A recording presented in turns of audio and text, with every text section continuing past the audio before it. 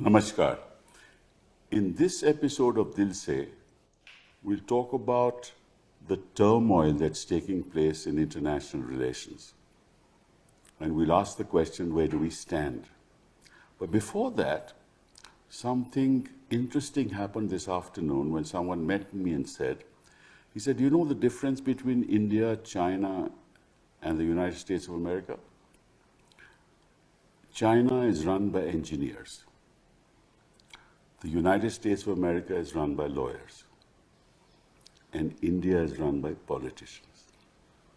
And the politicians mostly have no domain knowledge of what they're doing. That's a very sad story. Perhaps that's the reason China is growing in economic heft and political heft. America with Trump, we don't know what he's going to do next. But this much we know, that he has imposed 50% tariffs on goods that the US imports from India. Huge impact on the Indian economy. On the other hand, we have very little choices. The Americans say, and Donald Trump says, that because you import cheap Russian oil, convert it, refine it, sell it to the Europeans, earn dollars, and then go back and buy Russian oil, and in a sense weaponize Russia by attacking the Ukraine. So in a sense you are fueling the war in the Ukraine. The fact of the matter is that a lot of more gas is imported by the Europeans than us. A lot of the China imports a lot of oil, perhaps more than us. And of course, it's our position, and that's what our foreign minister has been saying, that look, at one point in time you told us we should buy oil, crude oil from the Russians, because it balanced the price of crude oil in the international market. Of a trade deal with the United States so soon. So we are in a bind. The MSME sector is going to be badly hurt. Also, 30% of the remissions that we get from people abroad, that is the foreign exchange that we get into this country, 30% comes from the United States of America.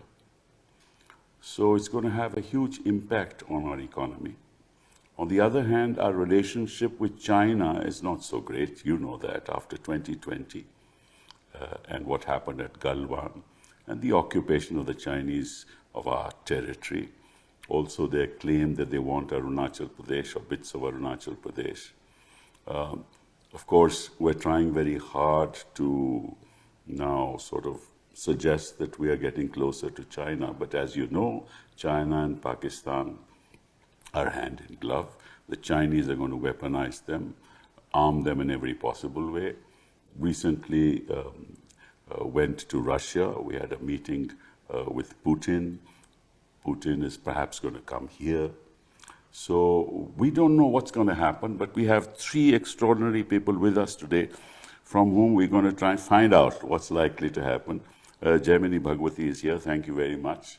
MIT, PhD from Tufts, 1976 IFS, 1980, you joined the Atomic Energy, worked at the World Bank from 1991 to 2005, joined Secretary Capital Markets in the Ministry of Finance, ambassador to EU, Belgium, Luxembourg, and from 2012 to 2013, you were High Commissioner to the UK. Thank you very much for being here. Navtej, thank you very much.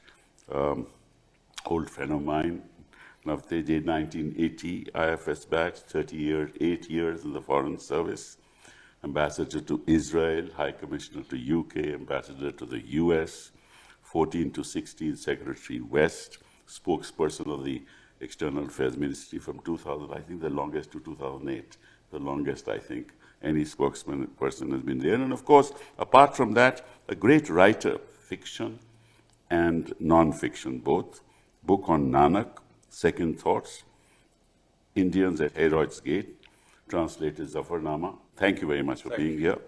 Raja Bhavan, academic. I read your pieces, and every time I read them in the Express and other places, I'm enriched.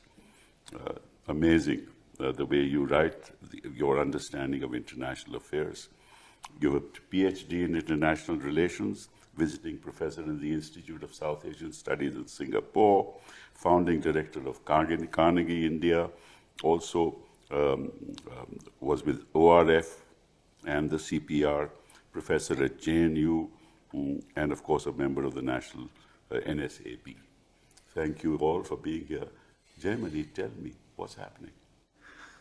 I wish I knew, in which case I would have made a lot of money, basically investing in the relevant stocks. But jokes apart, the one destabilizing factor that we all know about is the current US president. You could say that he's a destabilizing factor, an unsettling factor. He has decided to, pardon me, take decisions without necessarily consulting people who are subject experts. So instead of talking about President Trump and his policies towards the EU or to Russia or to China and so on, let me focus for a moment about home. Okay. Policies towards India. I think to some extent it is his sense of grievance that we did not immediately, like Pakistan, acknowledge that he was the factor, most important factor in the cessation. He repeats it like a gramophone record every other day. Huh? Very true. Cessation of hostilities, mind you, it's not, we have not declared a ceasefire, it's only cessation of hostilities. So there is that grievance, and then I think he is not perhaps aware of basic economics, that if you have a balance of trade deficit, is not necessarily something which is very adverse. You have perhaps a lot of foreign direct investment. You don't get all that much from India, but just two numbers which will give you a sense of the transatlantic relationship. Mm-hmm. The total amount of US FDI, in nominal terms, if you just add it up over the last 30 years, is 2.7 trillion USD. The EU in the US is 2.4 trillion USD. The comparable number for China in the US is 148 billion. I see. So, sorry, that is from US to China. China to US is only 25 billion. Oh. So, you get a sense of the relationship. I deliberately gave these numbers, even though I began by talking about India, is to we are a relatively small factor economically, and Trump, I think, in the second presidency particularly, seems to be driven by the need to improve America's finances, whether the policies he's adopting are correct or not. He says billions of dollars are coming in because of customs duties and all that stuff. Your consumers will have to pay more. And inflation will obviously happen if the tariffs are increased, right? Absolutely, over a period of time, that's precisely what's going to happen. So my sense is that flux and uncertainty is the order of the day. So for India, since that's where we are, that's where we live, and that's the country we love, we need to keep our head down. I was mentioning it a moment back. Tall trees are blown over when there's a storm. The grass survives. You keep your cool and manage your affairs domestically well. You referred in your introductory remarks to the MSMEs. They were hit very badly by demonetization. I'm not going to get into the pluses and minuses of it. And then somewhat imperfect implementation of GST. I'm sure everybody here knows that about 40 to 45% of our labor force is MSMEs. Yeah. Another 40 to 45%. You notice... No, maximum exports to the US are through the MSMEs. They produce the inputs that even what the larger corporates produce, they get inputs from MSMEs. Right. So we need to be careful about how we treat them and how we deal with them. And we know from various records that they are hurting. And while I would like to believe the government of India's figures on growth being above 6%, I'm not entirely sure, but that is, as an individual, I can have my doubts. I may be completely wrong, but definitely the benefits of growth are not percolating and are not reaching the intended beneficiaries. Now, Tej, let me just ask you a simple question. That when you were ambassador to the US was a different kind of country. Today it's entirely different. But I want to ask a specific question.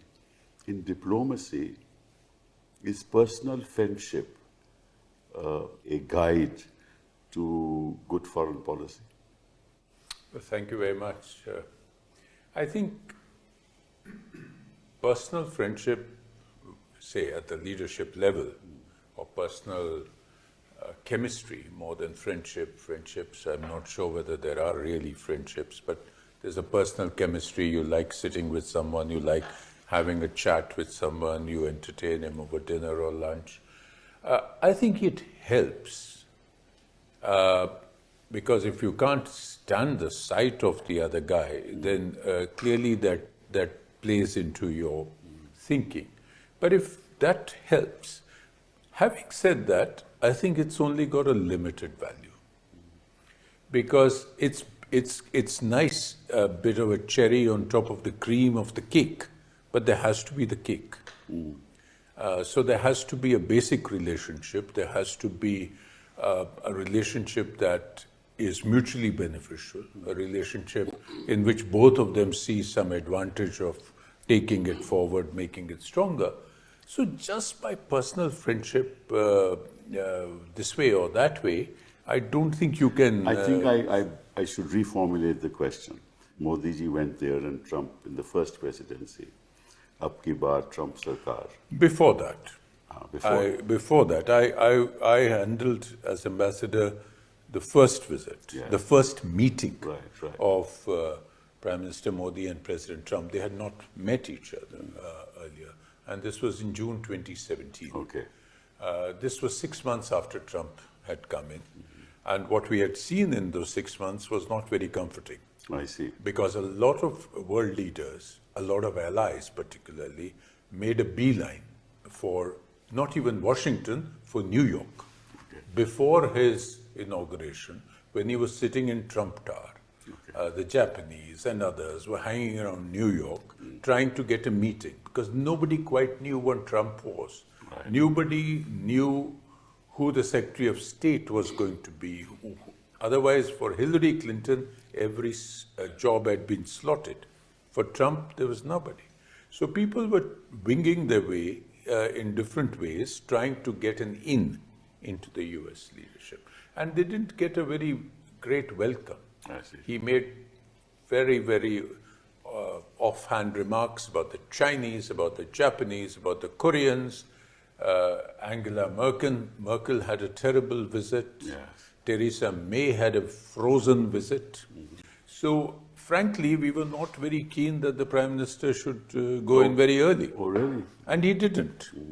We waited six months until we had a feel for the White House. Right. Because the State Department was virtually defunct. There was a Secretary of State, but I remember walking those corridors and my steps would resound because it was empty. Oh, I see. The rooms were not staffed. I see. So you couldn't, the protocol didn't know anything. They couldn't figure out a prime ministerial program. So you had to deal only with the White House. And it took us a while, but we managed. And that first day, the meeting went very, very well on a personal level. I see. Because he had a certain mutual, there was a certain, at least Trump had a very good impression of the Prime Minister. They met immediately and they spent almost the entire day in the White House. Oh, that's great. Over lunch, over one-on-one meeting, a press conference in which Trump stayed on message, surprisingly. And so for an ambassador, it was a great relief. At the end of the day, I could, open my collar button and say, "Ho gaya." But I think there were other visits, which you mentioned. Yes. And that was after I had left, but they had the big rallies and all that. The difference is that, there was a time when Trump was a little uncertain. He didn't have his agenda farmed out. He didn't have enough of the loyalists around him. And in these 4 years that he was out, he has feels highly victimized by the system. Right. He's been hauled through courts and all sorts of things have happened. So this time, he has picked people only on the basis of loyalty, not competence. So nobody is questioning him. And he's running riot.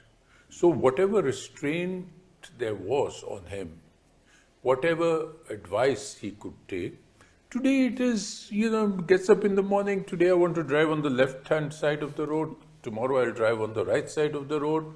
So I think our relationship has also got caught to a large extent in, as Germany mentioned, there's a personal peak. Why is that? Well, I think frankly, one can only Is it guess. because of the proximity? I think one is the trade deal wasn't going the way he wanted. Right. B, this Operation Sindoor didn't get the credit. The Pakistanis offered him the Nobel Prize or offered a recommendation for the Nobel Prize. And 4, frankly, he doesn't care about policy. So, the basic underpinning from the American point of view, the importance of India as a strategic partner was a kind of tactical, if not strategic, convergence on China. Ever since Bush II, Condi rise, etc. China's rise is inevitable. India is a good partner to have. Why has the bonhomie been lost then between Trump and Modi ji? I don't think, I think There was no bonhomie. I think we overestimate this thing, the fundamental presumption which came in at the beginning of Trump 2, that since we handled Trump 1, we are comfortable with Trump 2. I think that presumption was misplaced. Oh, I see. So therefore there was an error of judgment in a sense. Yeah, possibly. Raja, you were you really analyzed this from an international standpoint, and you look at the future. Where do you think this is going to go? I think when we're looking at Trump, I think we got to separate his personal unpredictability, vindictiveness to his opponents, his caprice, his megalomania. All these are given. But I think that should not come in the way of seeing what he's trying to do in the US and to the world is really a revolution. Or a counter-revolution, if you like, that the assumptions of how the world ought to run or is running for the last 80 years, he's going with a pickaxe at the fundamentals of the international system. So take three broad areas where he has made the big change. One, trade. The assumption of GATT, WTO system of rules will govern global trade. He's saying, no, I'm going to negotiate bilateral deals. Yeah.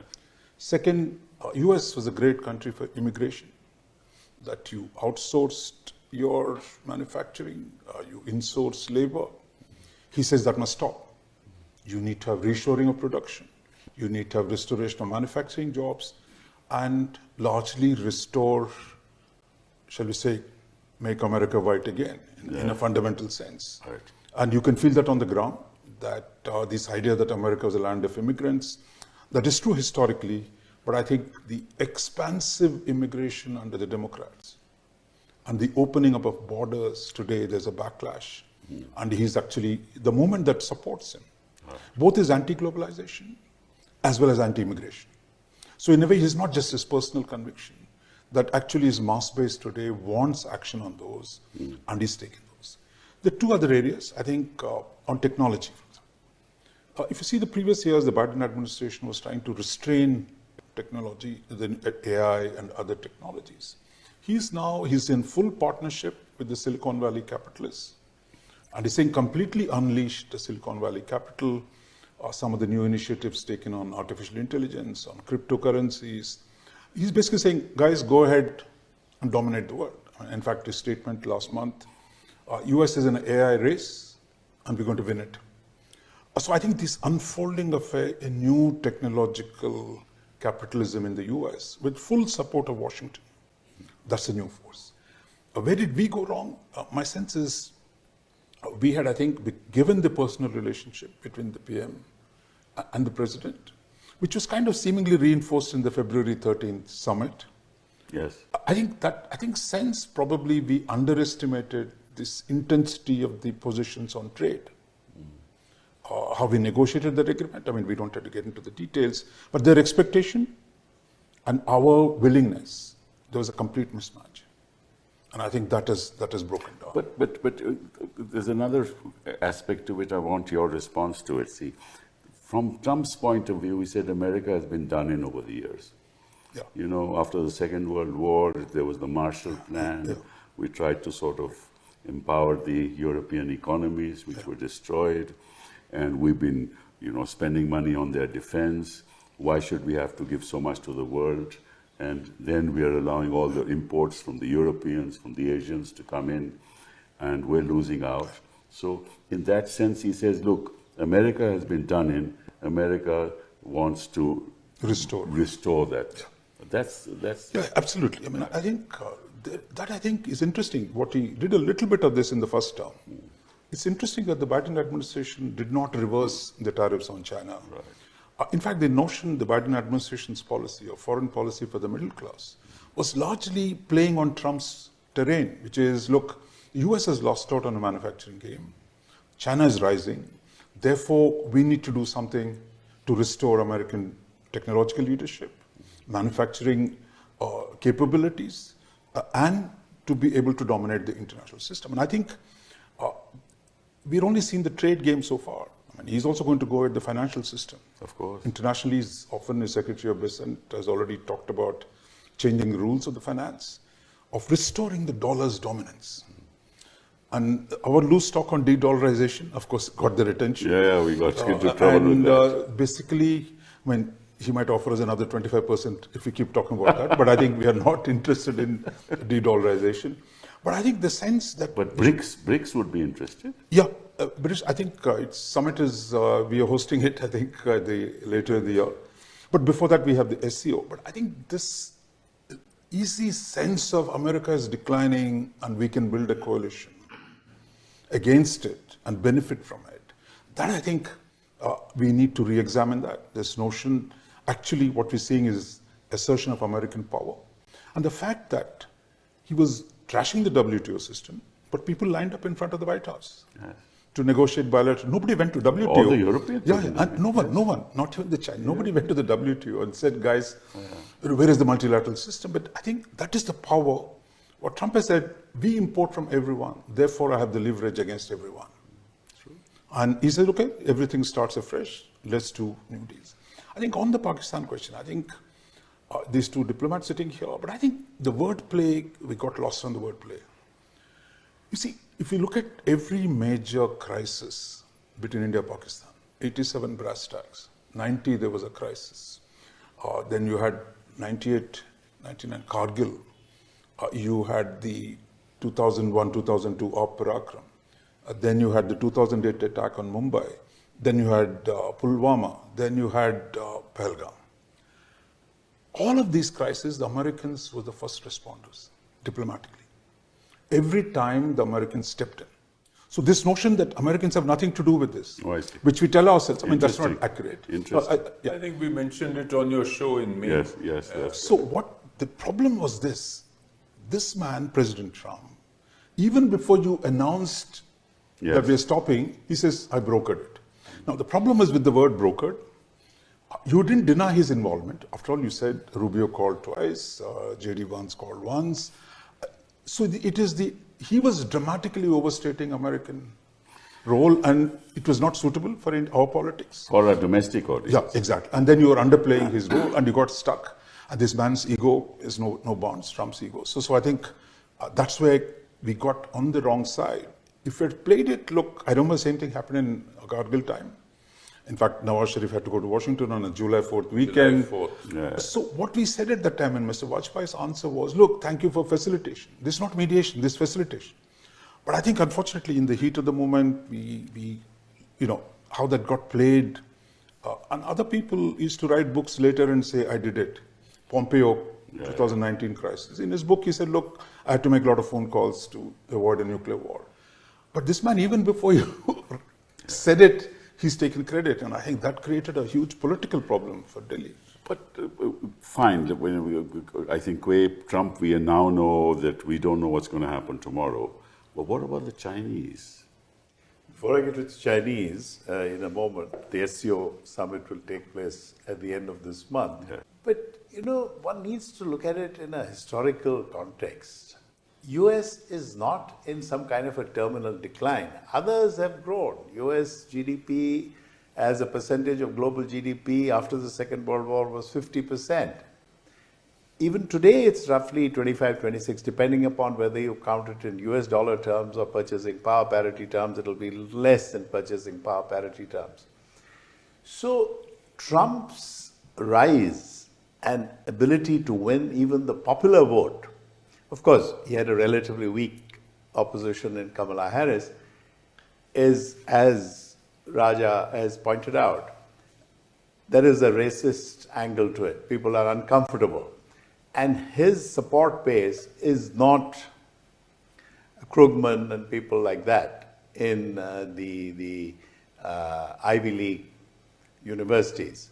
So his support base is people who are mechanics, who are plumbers, who are this or that. See what he's doing to Harvard. He's saying, I'm going to... So there is a question of what is popular basis. Yeah. Now, let's come to India and where we are and how we deal with all this. I think your question was, what now? What now? Because, we don't know, we're not going to get much from Trump. I think in Quad also, we don't have much of a role to play. And then the Chinese, we are dependent on the Chinese economy big time. And our deficit with China is about $100 billion. A year. A year. In trade, In yes. trade. So what are our possibilities of maneuverability in this situation? In anything in life, there are short-term, medium-term, long-term. So what's the steps. short, what's the medium, The what's the long? immediate short-term is to be very careful about our foreign exchange reserves. We don't want a 1991 situation, which will not happen given the fact that we continue to get a sizable amount every year as NRI remittances, and our reserves are around about 600 billion now, give or take. Remittances from, as I said, 30% from the US alone. Absolutely. But as of now, I'm not aware of anything except a stray comment that his administration might impose a certain surcharge as you send. I'm not sure that will stand scrutiny in a court of law. After all, you've earned the money, you've paid the taxes in the US, you can remit, it's a convertible currency on the capital account, you can remit money anywhere. We call it remittances from NRIs, many of them must be US citizens who are sending money to parents, etc. So I would say in the short term, we kind of hunker down. We look at the most vulnerable part of our economy is the fact that our capital account is only partially convertible, and we need to be clear that we never get anywhere near a balance of payments crisis. We can weather all other crises, including the rampant unemployment, etc., etc., etc. So having said that's number one. So we look at where does our foreign exchange come from, what are the possible should we say, risks involved in that, and keep relatively quiet on coming up with an alternative currency, whether it was mentioned first in the BRICS setting or wherever it is, because you don't want to be knocked out of the SWIFT system like the Russians have been, because that creates all kinds of difficulties on a day-to-day basis for exporters and so on. Our domestic demand base is very robust, so at least that'll keep the economy going. Yes, within India is very robust from a very small group of people. Whatever it is, but it is robust. Relatively robust. And as I said earlier, whether it is 6.3, 6.5, it won't be very much below 6%, our rate of economic growth. So that is, however, all in rupees. So therefore, my initial comments were, be careful on your external balances and ensure that that is not jeopardized in any big way. Having said that, to take a step forward, on the economic and diplomatic front, my sense is that this too shall pass. Mr. Trump will realize very soon, as he has in the Alaska summit with the Russians, that he can't browbeat people. He could not browbeat Putin. We don't quite know what happened. Nothing has been There released. may be a silver lining there because if he has cozier relations with Russia, the 25% penalty may go.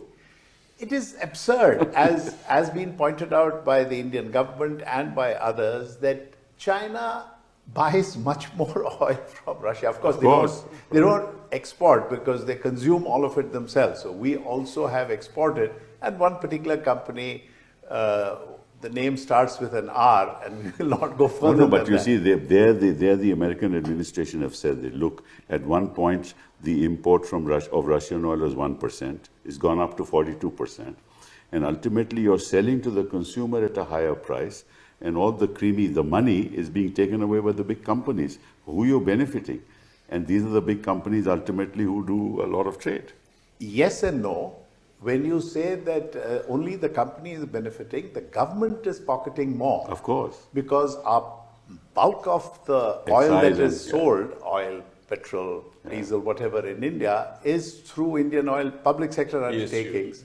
So the PSUs are being able to get oil at a lower price, but since these are government regulated prices at which we get petrol, so the PSUs have made money, Yes. which is good or bad depending upon what government does with that PSU profit. If They you contribute to the government, you know that. no, that is a separate issue. I'm just saying on the balance sheet, if you have more profits, then the Ministry of Petroleum will be in a position to recommend to the cabinet, what do we do with these profits? The company needs to expand oil exploration. We haven't done much of that. We should have done that a long time back. But having said that, so to that extent, that money is in the country. And if one large company has exported, they too will have to pay taxes on their profits. Of course, there's no So doubt. to that extent, it is not such a kind of disaster for us. Yes, in terms of people talking about it in the US or Europe, I remember the EU person, the top person talking about it and complaining, and then we pointed out that the EU is buying more oil from Russia than we are in an afternoon than we are doing in a month. So I would not, basic thing is don't push the P button. Lie low is what you say. Yeah, panic button should be avoided. But I wanted to shift this discussion to the Chinese and what are our options there? I think, see, China, let me come at it from two sides. One is the US-China. So I think US-China has always been a deal in the making. So Trump, right from beginning of Trump 2.0, has seen China as a major challenge, adversary, and yet he's been wanting to make a deal with them. So the minute he finds a deal, he'll make it. He tried twice in the first term. It didn't work out the way he wanted, right? From Mar-a-Lago and the second deal, it didn't work out. This time, he's still trying.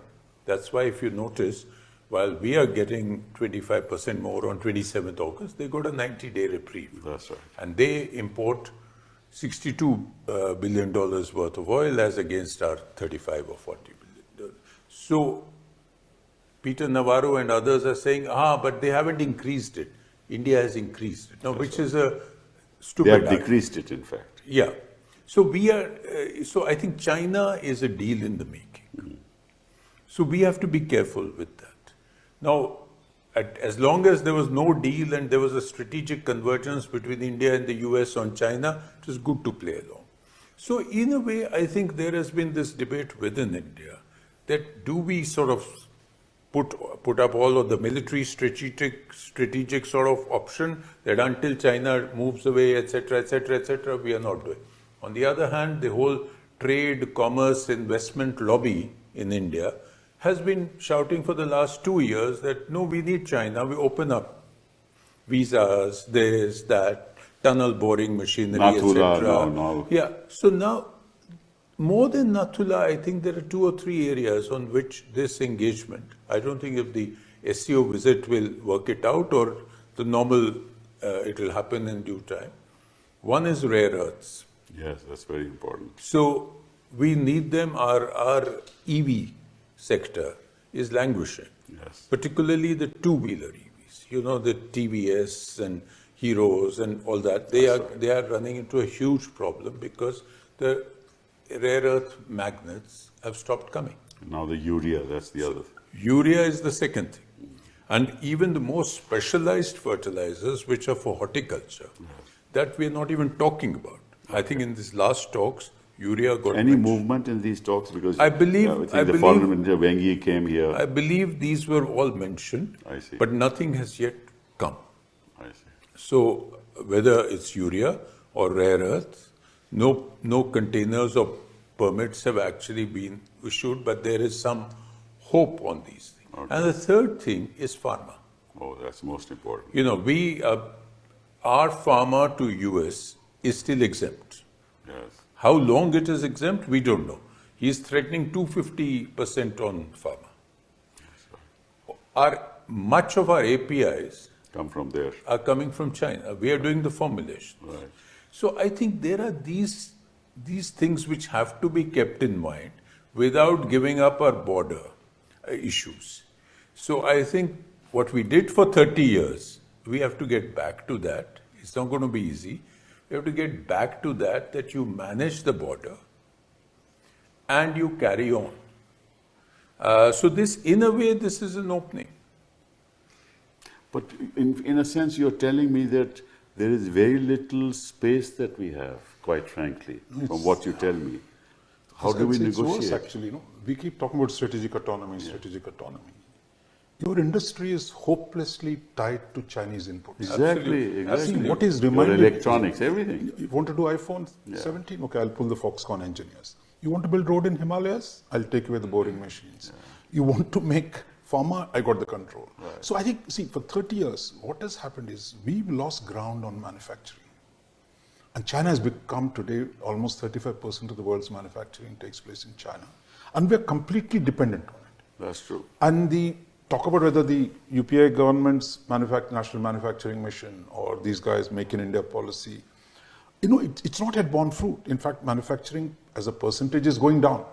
Because I don't service think sector is going. manufacturing will ever come back to India. This is my own feeling. So I think unless we find a way to end these vulnerabilities, we keep talking about Atmanirbhar, but I think unless you have clear policies, more reform at home that facilitates Indian industry to become a competitive one, till that time, you're stuck with the The Chinese. industry is all moving out. You have the PMLA.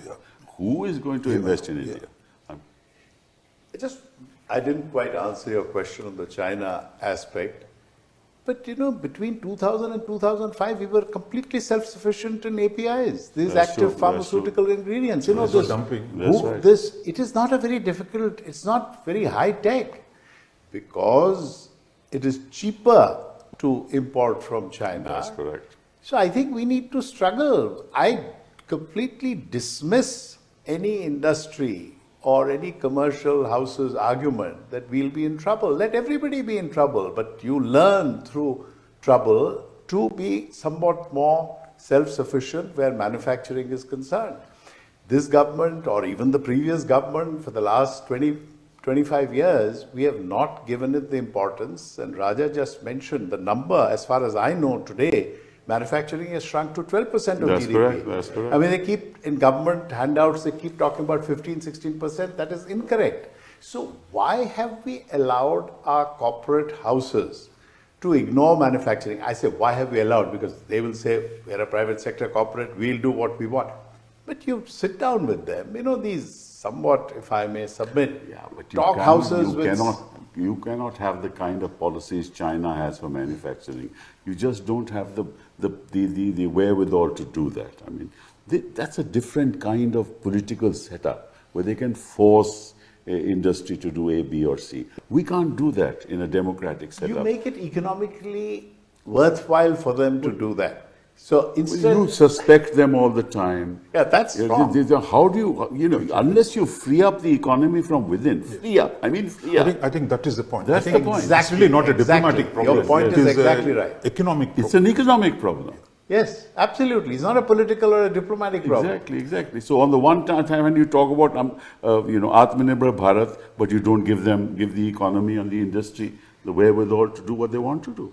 So there's no diplomatic solution to your economic problems. No, there's no political solution to your economic problems either. Also, yeah. Well, by diplomatic, I was being diplomatic. Well, diplomacy helps you buy time. So until you get your house in order. But I think this way, the Trump tidal wave has now, as I say, crisis is too good to waste. So if we take this seriously and say, look, on the manufacturing side, on the agriculture, I think absolutely. this idea our agriculture will remain constant on the model we built in the 1960s. When technology is changing, agriculture, rest of the world is changing. Then again, I think to simply say we have red lines, all countries have red lines. But the thing is, if you don't modernize internally, your agriculture, your industry, your R&D. Your R&D, the main thing is R&D. But before you come, that's nice in an ideal world. What happens is everything gets caught in domestic politics. Yes. There's a next election and next election and Yes, next. Who's going to touch agriculture? That's right. Well, I mean, look at the time we are wasting. I mean, not that this is a subject we are talking about, but look at the time we are wasting on this special, the intensive revision in Bihar. Our national narrative has nothing to do with economic growth in this country. It's something to do with how we're going to fix the voters list to win the next election. without any suggestion that I'm being too smart by half, Operation Sindoor was announced from Patna in English. And I'll let the viewers decide why it was done. But coming back to this thing about what we have to do, Raja mentioned, we all remember the farmers' agitation. Getting in and out of Delhi, depending on which side you were coming, became difficult. Why was it impossible? I don't want to get into the details of those 3 pieces of legislation which were passed by Parliament. I think 2 were reasonable pieces of legislation and they could have been modified. You needed to sit down. If you don't sit down with people and figure out a way, what is the solution, then we will continue to say. I'm sorry, Jamini. My worry is that if you look at the growth of the Indian economy and its direction, you are allowing the 3 or 4 industrial houses to capture every sector of this economy. You're not going to get any kind of Atmanirbharta from there. No. So therefore, you have to free up at the bottom, at the MSME level. Right? There, you're hurting them. They're closing down at the moment as I talk. Absolutely, yeah. That's what's happening. So basically what we need an active economic policy which caters to growth. If you have economic heft, economic might, you will have political heft and political might. Exactly. You will have diplomatic heft and diplomatic might.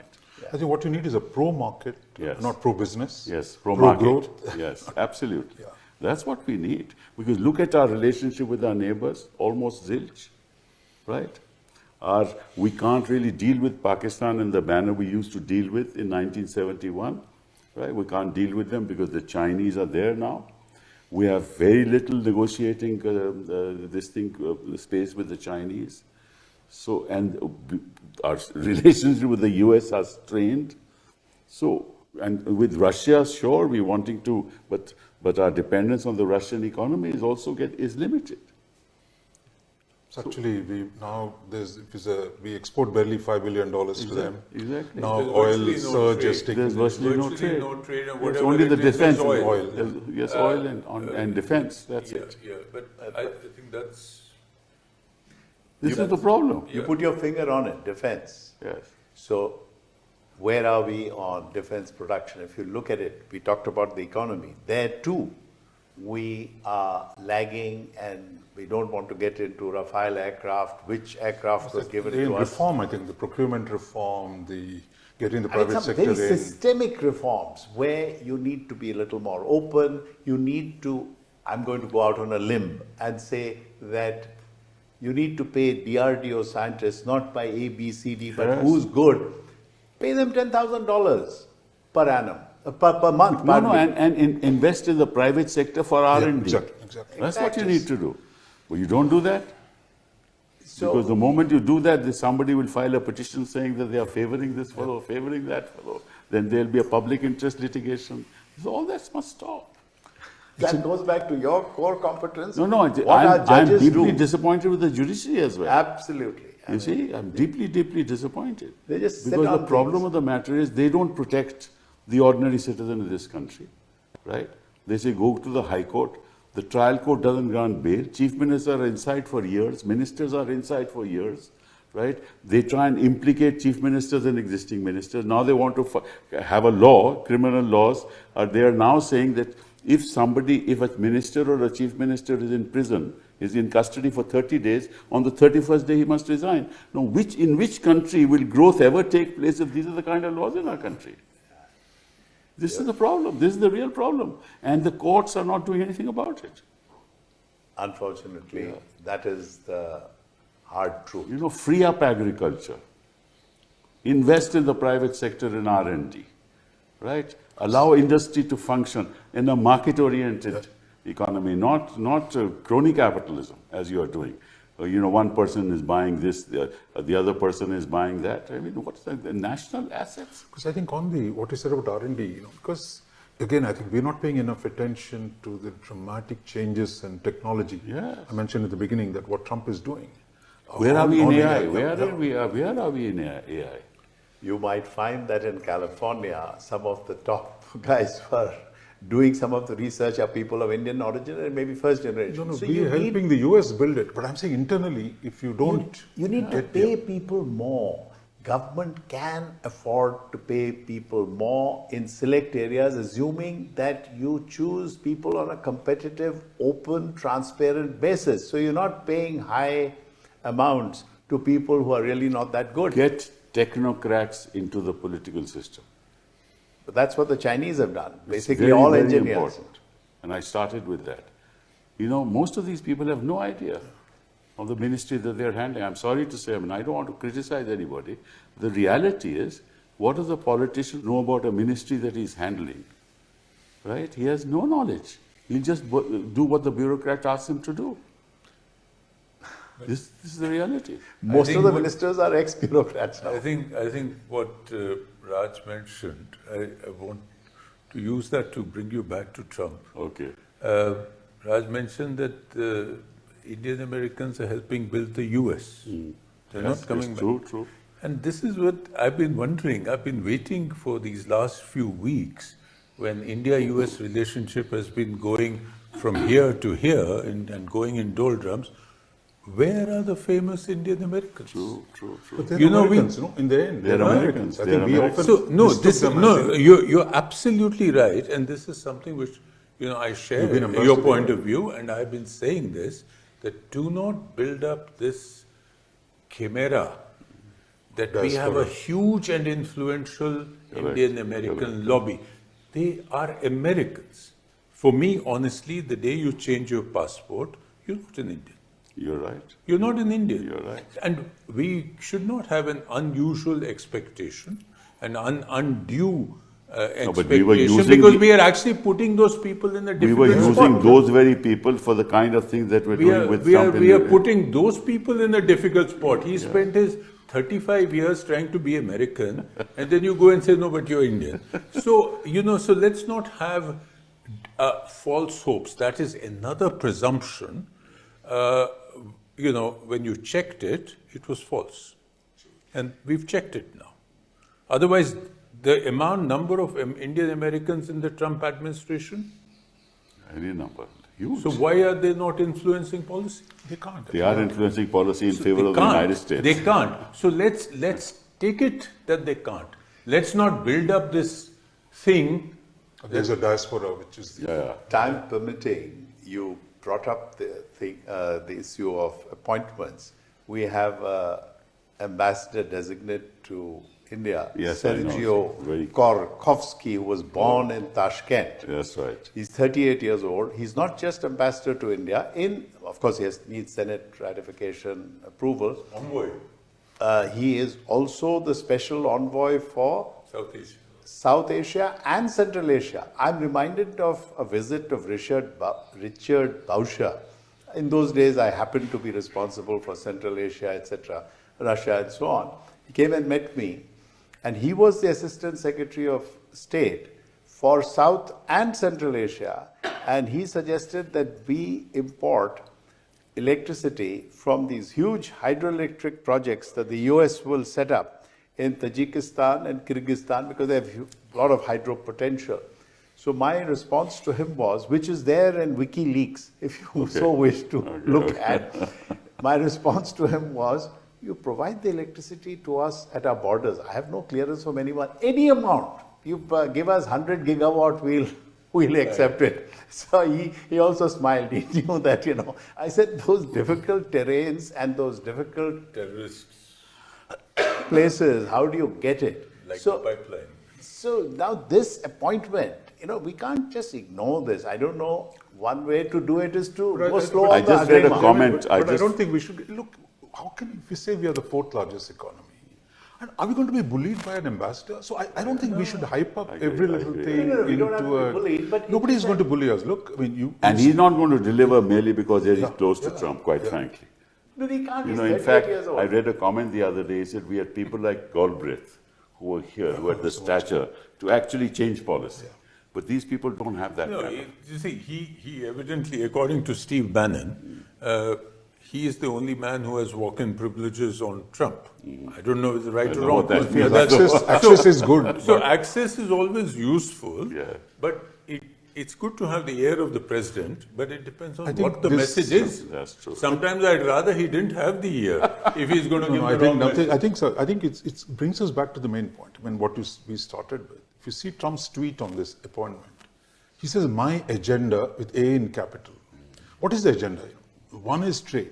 I think there's no secret that is number one agenda. I think if we have to find creative solutions to Yes. get to some kind of a settlement. After all, US is our largest trading partner. Yes, And let's also be clear, for all the criticism of Trump, we're not a good trade negotiator. We're not nice to our neighbors. We're not nice to anyone in the world. And when Trump says tariff king, you ask any one of our neighbors how difficult they find to export to the Indian market. So I think we need to take a fresh look at our own trade policy. How do we reform the trade policy so that you integrate with the world more efficiently rather than there's, like the Prime Minister says, I want to export more, but don't buy foreign goods. Yes, how he is says it going that. to I was how is it going to surprised. work? Exactly. So I think we need a fundamental rethink on our trade policy. Okay, now let's just close this discussion by asking one last question. Fine, we talked about the US, we talked about China, we talked about our neighbors. What about Europe? Do you have any possibility of having a deal with them? I think this knows more about Well, trade. I have served 3 years in Brussels Yes, talking yes, Luxembourg and to Brussels, the yes. EU officials. We had a recent seminar here between Bruegel and IIC. And it was a good seminar, good exchange of views. The problem is that the European Union needs the approval of all the European governments. Yes. Okay, maybe they can manage that. But they have different views, and plus they have to get the approval of the European Parliament, where there are a lot of people who are sharks as far as, or Can we have a trade deal with them which is beneficial? not in the immediate Not in term, the is my sense. It's going to take time.